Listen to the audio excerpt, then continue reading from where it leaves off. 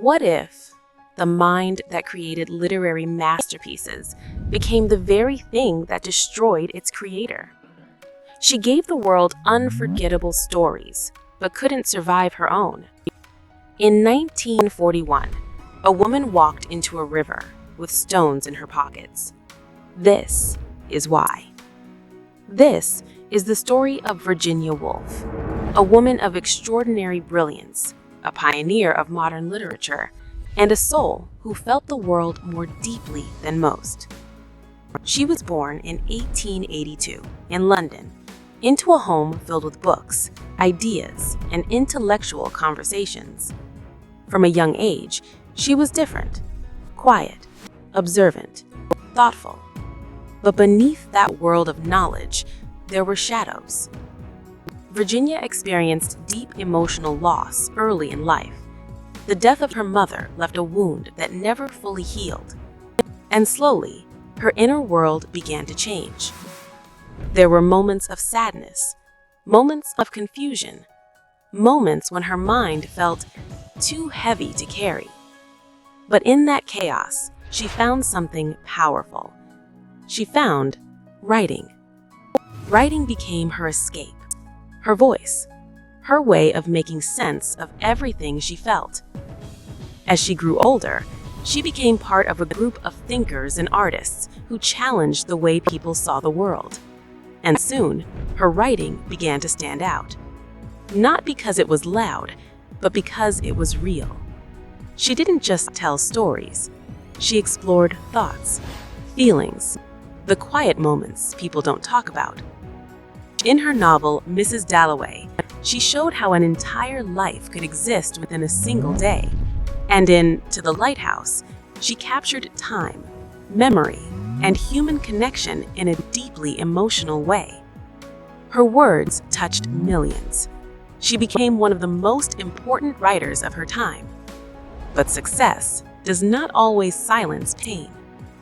Behind her brilliance, Virginia was fighting a quiet battle. She struggled with deep depression, emotional breakdowns, and moments where reality felt distant. She even described hearing voices she could not ignore. Today, many believe she lived with bipolar disorder, a mind full of light and darkness at the same time. And yet, she kept writing, because writing was not just her passion, it was her survival. In her personal life, she found love.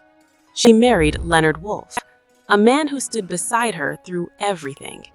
He was patient, kind, understanding. He cared for her when she could not care for herself. Their love was real, deep, and rare. But sometimes, even love is not enough. By 1941, the world itself was in chaos. War, uncertainty, fear. And inside Virginia's mind, the darkness returned, stronger than before. She began to feel that familiar pain, the fear of losing control again, the fear of becoming a burden to the person she loved the most. And so, on March 28, 1941, she made a decision. She put on her coat, filled its pockets with stones, and walked toward the River Ouse near her home. This time, she did not want to be saved. Before she left, she wrote a letter to her husband, a letter filled with love, gratitude, and heartbreak. She wrote that she felt she was going mad again, that she could not go through that pain one more time. She thanked him for giving her happiness, for being patient, for being kind. And she said, if anyone could have saved her, it would have been him.